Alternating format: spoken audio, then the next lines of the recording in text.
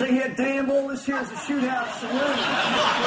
Politicians trying my shooting skills on. I fancy that might just be the love potion of the leader of the Liberal Democrats. Cleggy boy, you in town? Cleggy boy? You around, boy? Your levers may not fit, but at least you got them on. I'm going to teach you how to point your gun on the street, boy. Have a look at these tin cans. 2004, first one month. See what happens if I can shoot this? Just 1 second here. I wish somebody else had a gun. Enough, we can't watch it. No, that's enough. Wow. Now, that's extraordinary, isn't it? That's the entire rationale for the licence fee, just gone. I mean, you know Jeremy Vine, don't you? Is he a bit of a tit? Anticipating that you might raise this, I've been provided with a statement by the BBC. It was a joke inspired by the nickname Calamity Clegg. It was innovative, imaginative, and above all, a brave effort to communicate a complex idea in an engaging way. Why didn't they show that bit, then?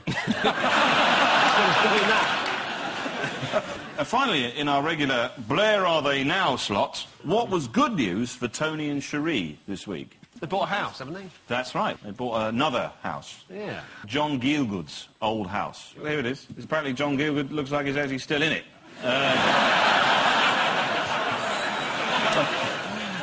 This is, of course, the news that Labour has slumped into third place in the polls.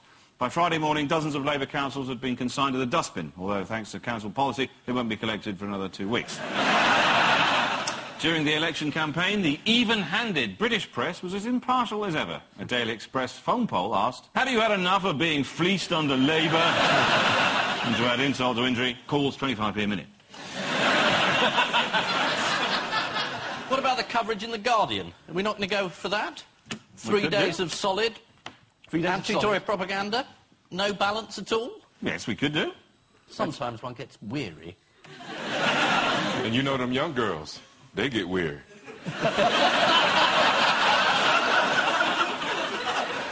Another crisis looms for the Labour Party as Miss Great Britain announced she's standing in the Crewe by-election. Oh, come on, what city's going to elect a vacuous blonde bimbo who doesn't know the first thing of...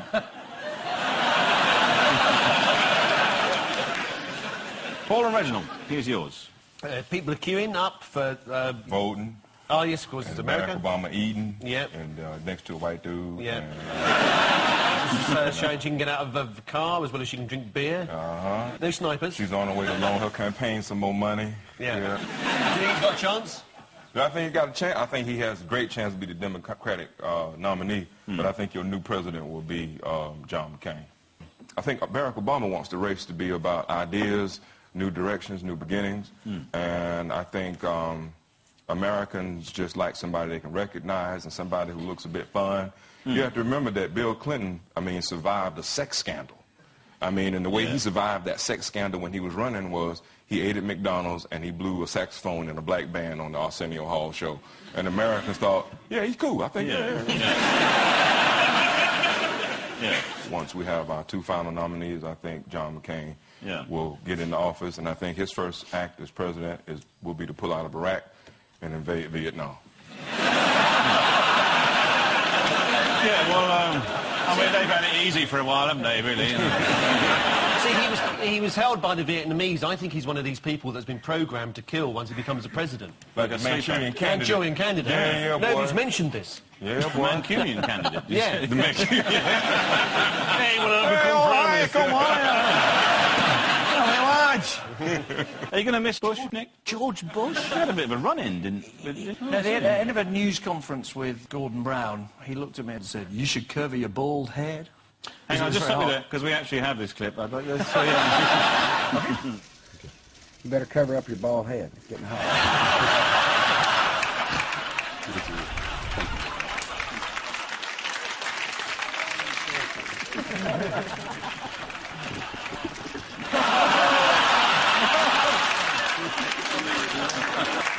In North Carolina, Obama won the backing of 90% of African Americans.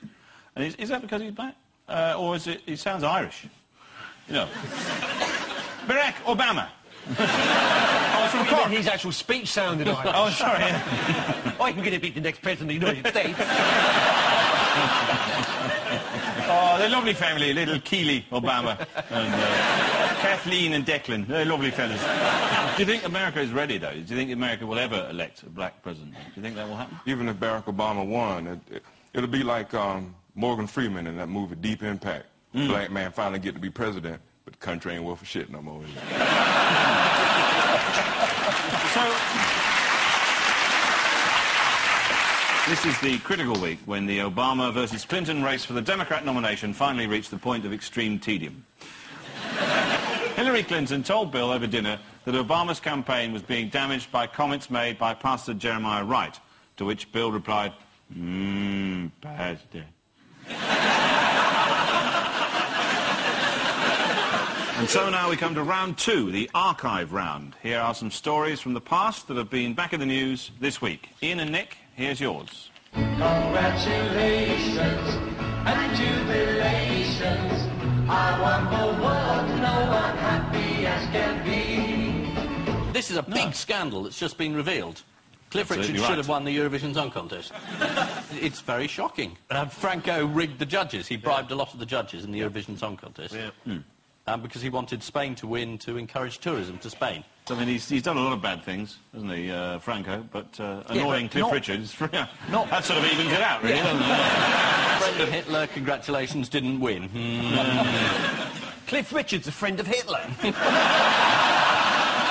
That's libelous. You'll go to prison for that. I'll come and see you. Wednesdays will be good for me. In fact, we actually have got the winning Spanish entry here. Oh, good. See if you can guess what it's called.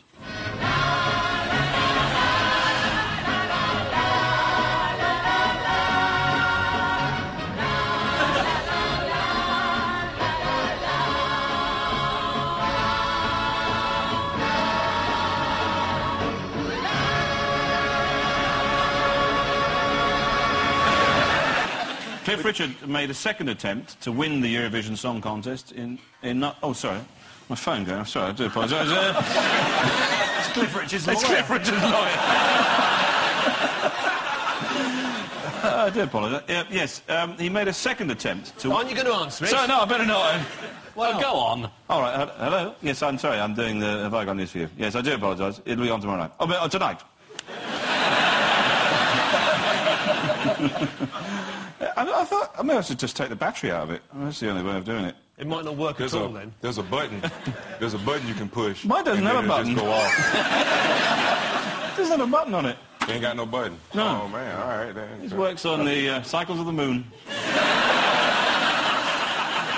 Yes, sorry, I was saying he made a second attempt to win the Eurovision Song Contest in 1973 with a song called Power to All Our Friends. Sounds like another Spanish Civil War song. Yeah, it does. He didn't win that year. Did he not? No, he didn't win. And who rigged it that year? Well, I think there was no rigging. Let's just have a look at the song and you'll probably see why. How do the boys that play rock and roll make my life so sweet?